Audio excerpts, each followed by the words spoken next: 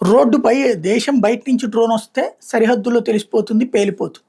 కానీ సరిహద్దుల లోపలే డ్రోన్ అంటే దేశ ద్రోహులు చేస్తున్న డ్రోన్. బెంగాల్లో ఇట్లాంటి బయటకు వచ్చినటువంటి సంఘటన. కోల్కతాలో డ్రోన్ల సంచలనం కలకలం రేపింది. నగరంలోని ప్రముఖ ప్రదేశాల మీద డ్రోన్లను పోలిన వస్తువులు ఎగురుతూ కనిపించాయి.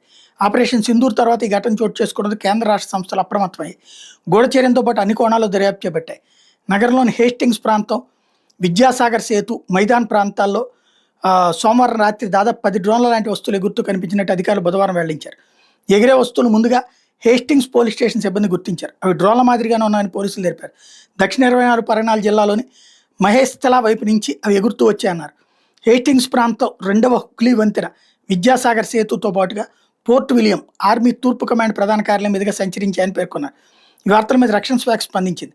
డ్రోన్ వార్తల ప్రామాణికతను పరిశీలిస్తున్నాం, ఊహాగానాలను వ్యాప్తి చేయొద్దని కోరింది.